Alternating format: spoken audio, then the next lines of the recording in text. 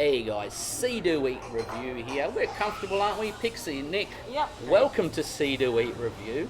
We're doing a bit of Adelaide Fringe after dark, I call it, guys. Pixie, explain to the audience, what are you bringing to the Adelaide Fringe? We are bringing the naughty to Adelaide Fringe. So our show is called Dominance and Submission, and it's a late night show in Gluttony in the Peacock. And it is a kinky, adults only fun show. Very sexy. It is definitely an R-rated show. It is. But not in the sordid way, would I call it that? I'd call it in a taboo way. Yes, Am I getting the words right here? I'm trying to skate around, because I don't want to spoil what it is, but you know from the title what it is, guys. It's dominance and submission. Not usually a path I tread down, but I'm always open to supporting art in all forms, and this is definitely art. Yeah.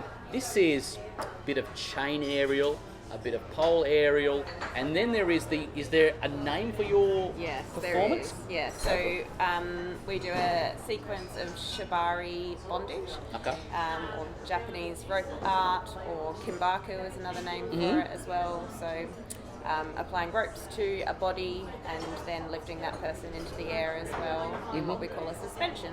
Have you brought this show to the Adelaide Fringe before? Yes, so Dominance and Submission started in 2022 at the Adelaide Fringe. So that was our first season last year. It is a different show this year with the same theme and the same title. New cast members. Yeah, and a new cast as well, and a new venue, a much bigger venue. Yes. I'll say that, Nick, now I saw this show, guys, already, so usually I do the interview before the show. This time I helped him out. And I'll tell you what, the dominance and submission part might be Seedoeatreview style. The art of watching Nick tie rope, my goodness. I'm glad you had the name for it, because I didn't know what it was called, but that is masterful. Where do you learn to tie ropes like that? You're not a sailor, you're not...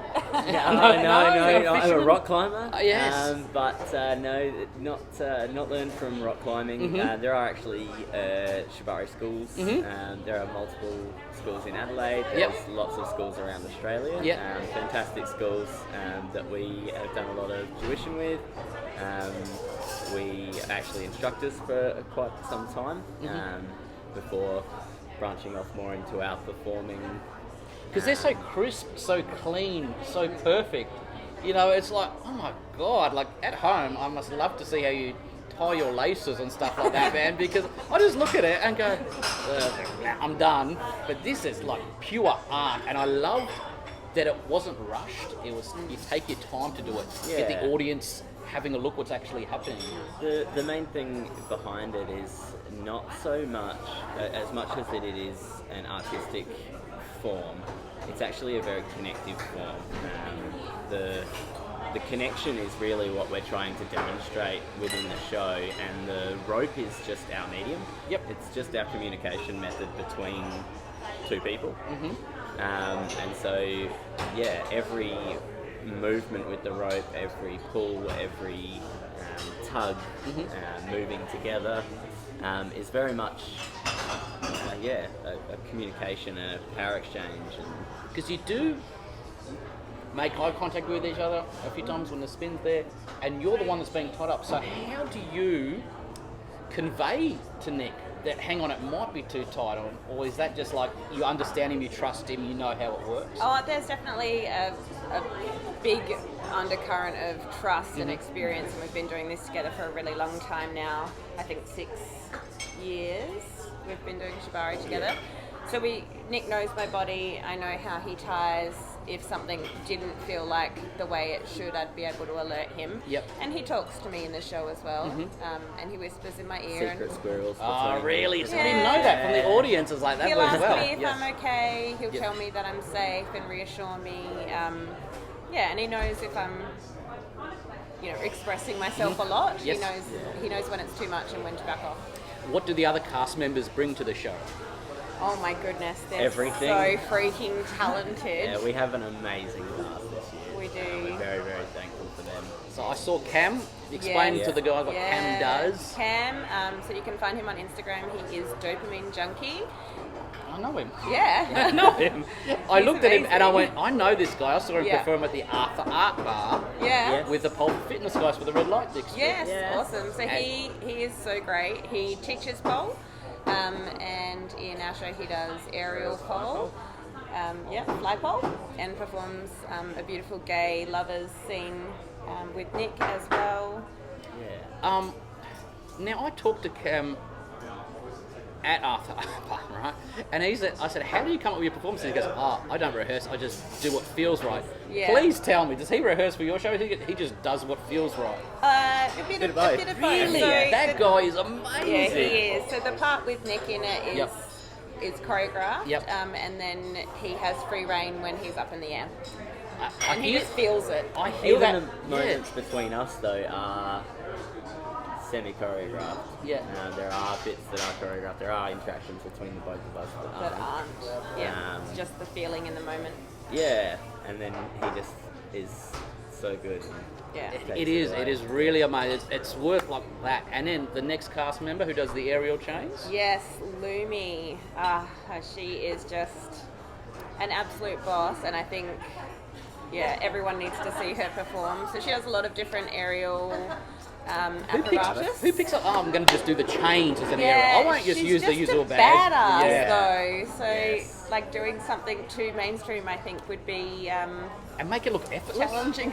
Yeah. Yes, she does make it look effortless. I'm in the audience and go, oh, geez. And she's just like, no. She is so conditioned. She is an absolute beast, and so flexible and so strong, and her lines are just chef's kiss. Once again. Now the other cast member I called the Bunny. I'm not sure if she had the official name. Yeah, she does. Okay. She's the only cast member that has a character name. Oh, so, really? Yeah, her name is Sin. So, Sin, of course, Sin with us. Sin with us. So she plays a really important role.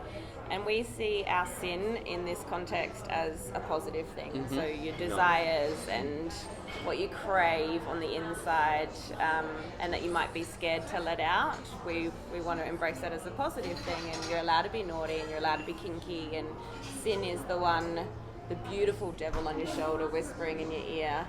And audiences get in on time because Sin stands there for an awfully long time. And I speaking to Sin after the show, and I said, you must be just giving people daggers who come late because the show doesn't start until you're all in. And she's like, perfectly, doesn't move an inch, you know what I mean? Speaking of Sin, how is it received by audiences? Like, I know from the outside, people are going to look at it and go, oh, this is wrong, but it's a form of art. And as I said, I like to support any type of art. How is it received from your perspective? There's so much diversity in audience reactions. One night, I think the night you came, you'll have a completely awestruck, reverence type feeling audience, and then last night we had an absolutely raucous, loud audience. But we come out after the show to talk to people, partly so that they know and can see that there's love and trust and care outside of what they've seen in the show, because it can be a bit intense, but also so that they can ask questions about what they've seen. And a lot of the feedback we're getting is that people can see the relationships and they can see how much more there is to the show than the specky stuff. Yes. My audience, the audience I was with, I don't know how you took it as performance. I took it as a quiet fascination that they weren't not disliking your act, they just weren't sure how to feel. They were fascinated by what was happening. They weren't surely. It wasn't awestruck. One of me as well. And I'm going, should I be clapping at this? Because I'm fascinated by it all, but I don't know how to react. But you said there's different audiences who bring a loud cheering, and you work off that audience cheering and shouting. So guys, if you want to yell and cheer, yell and cheer, absolutely. It's not a wrong thing, and that's the thing. A lot of it is it's a wrong thing. It's not. It's a taboo thing, and it's something different. And that's what I love about the Adelaide Fringe. It brings something completely different that I wouldn't usually watch before. Give us the dates and times as I finish my ramble. All right. Go for it. So we're on every weekend of the Adelaide Fringe season. We're every Friday and Saturday night, as well as the Sunday night on the March long weekend as well. So we've got 7 more shows that you can catch us at. And I'll put it up in my notes, guys, and you can check it out and try something a little different. Go on like the darker side. Not dark in a bad way. We're all right with dark. Oh, you're all right with dark. Oh, good. I didn't want to put dark because dark could be, it's a bit seedy, but it's not. It's a very fascinating show. Thank you, Pixie. Thank you, Nick. Guys, check it out. Thank you for having us. Come and sing with us. Yeah, there we go. Beautiful tagline.